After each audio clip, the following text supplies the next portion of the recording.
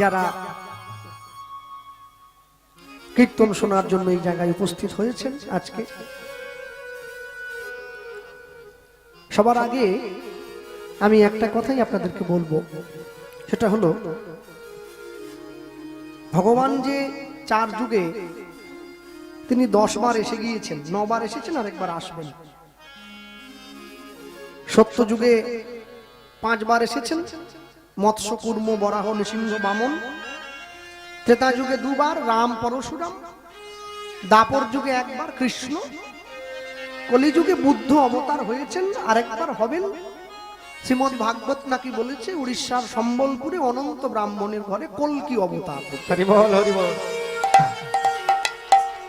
এই যে নিতাই গৌর প্রেমানন্দে, নিতাই গৌর প্রেমানন্দে হরি হরি বল। এই যে ভগবান 9 বার এসে গিয়েছেন, আরেকবার আসবেন।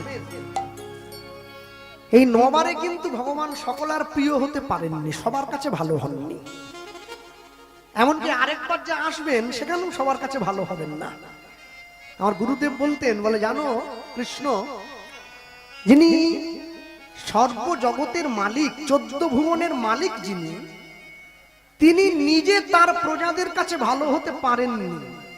আর তুমি সামান্য একটা রক্ত মাংসের মানুষ হয়ে বলছো তুমি সবার কাছে ভালো হয়ে যাবে, এ চিন্তা কিন্তু তোমার বৃথা।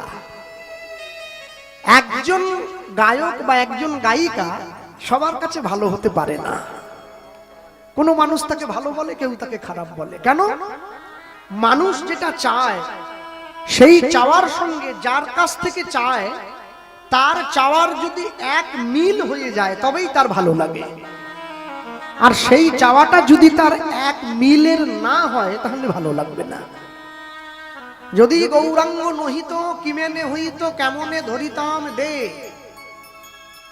কেমনে শব্দটা 2 বার বলা নেই, 1 বার বলা হয়েছে। প্রথমটা কিমেনে, তারপর একটা কেমনে। দে মানে হচ্ছে দেহ। গৌরাঙ্গ মহাপ্রভু না থাকলে কলিকালের মানুষ নিজের দেহটাই ধরে রাখতে পারতো না, অন্য কিছু তো অনেক দূরের কথা। এরপর শ্রী রাধার মহিমা প্রেম রসসীমা জগতে জানাতো কে? রাধা কৃষ্ণকে সিংহাসনে বসিয়ে তাদের দিকে ঝিকিমিকি আলো দিয়ে মানুষ যে রাধা কৃষ্ণকে প্রণাম করার জন্য ছুটে যাচ্ছে, প্রণাম করে তারপরে গিয়ে প্রসাদের থালায় বসছে। যদি গৌরাঙ্গ মহাপ্রভু না আসতো, রাধা কৃষ্ণকে খায় না মাথায় দেয় মানুষ জানতো না, অন্য কিছু তো অনেক দূরের কথা। রাধা কুণ্ডে তো আগে ধান চাষ হতো।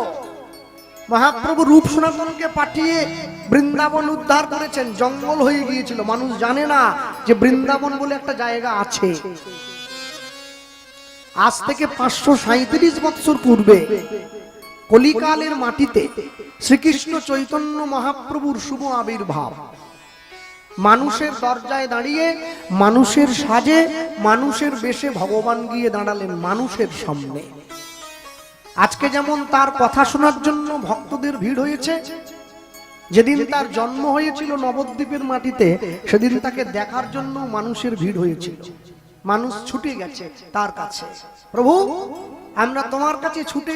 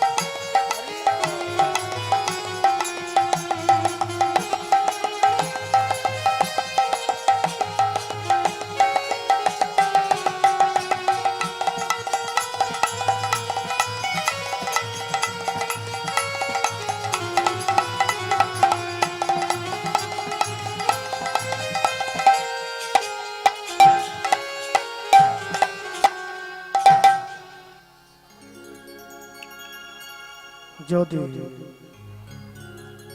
যদি গৌরাঙ্গ গৌরাঙ্গ ও ও হে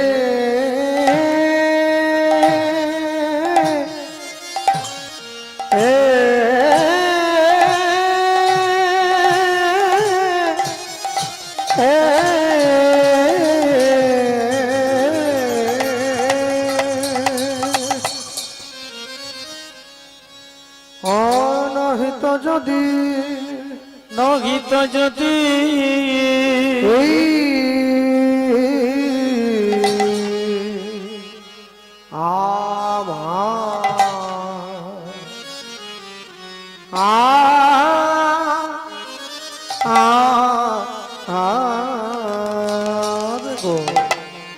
কেমনে হয়ে তো কেমনে হয়ে তো আহামরি মরি আহামরি মরি যদি নয় আসে তো গৌর হরি গৌরে হরি যদি গৌরাঙ্গ গৌরাঙ্গ ন হে তো ও ও ও ও হে এ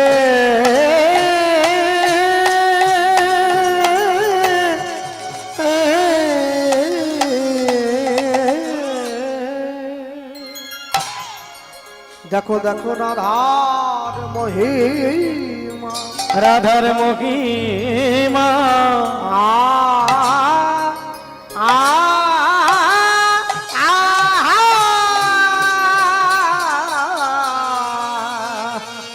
ওগো রাধার মহিমা কে না তো আহমদি যদি গৌরাঙ্গ নহিত মরি আ আ আ আহা রে এ দেখো রাধার মহিমা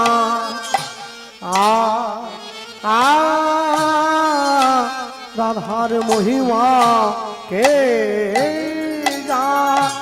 না তো গো আহামরি যদি গৌরাঙ্গ নহিত মরি আ